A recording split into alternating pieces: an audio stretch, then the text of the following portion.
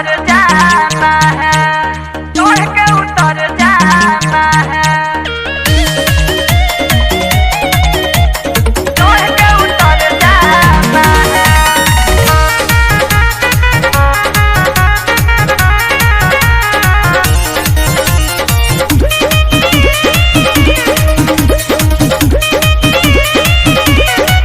पहला मिलन के पवन पलान किए हैं, झूठो भइल पुआ के जियान किए हैं। अरे पलान बहुत भारी बा। पहला मिलन के पवन पलान किए हैं, झूठो भइल पुआ के जियान किए हैं। करे क्लियर जीजा ए हटियर जीजा, करे क्लियर जीजा ए हटियर जीजा, शुरुआत करेंगे के बिसारा जाना है। अरे अपने कहबू की सुनबो करो, बोलिए ना। धीरे धीरे से जिया पर चढ़ना है, धीरे धीरे से जिया पर चढ़ना है, चढ़ के उतर जाना है। धीरे धीरे से जिया पर चढ़ना है, चढ़ के उतर जाना है। अरे तोनी आराम से।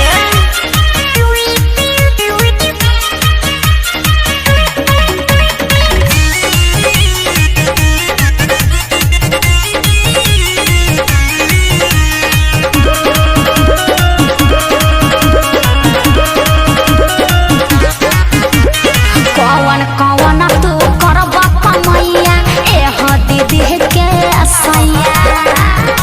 अरे सुना हो, पहले घूंघटा उठा के जुड़ाई बुझिया, फिर लोहे लोहे लागी डबल तकिया, डबल तकिया, हाँ डबल तकिया। खुल के कही ना जी पैसे सही लाजी, खुल के कही ना जी पैसे सही लाजी, मजा लेना है कि जी हाँ हार जाना है।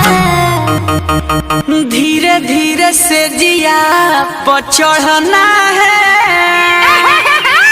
धीरे धीरे से जिया पर चढ़ना है, चढ़ के उतर जाना है। धीरे धीरे से जिया पर चढ़ना है, चढ़ के उतर जाना है। अरे तोनी आराम से। चढ़ के उतर जाना है।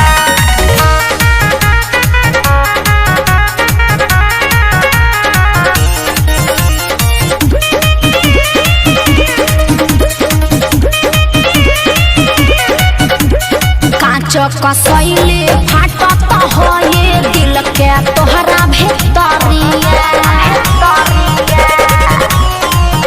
एही दिन लगी कोई गो दुआरे पूजनी, सोनू सरगमया चंचल बनल सुजनी, बनल सुजनी, हाँ बनल सुजनी। फिर काका होई जब जानी कोई, फिर काका होई जब जानी कोई, रहबा अड़ल के बाद में मुकर जाना है।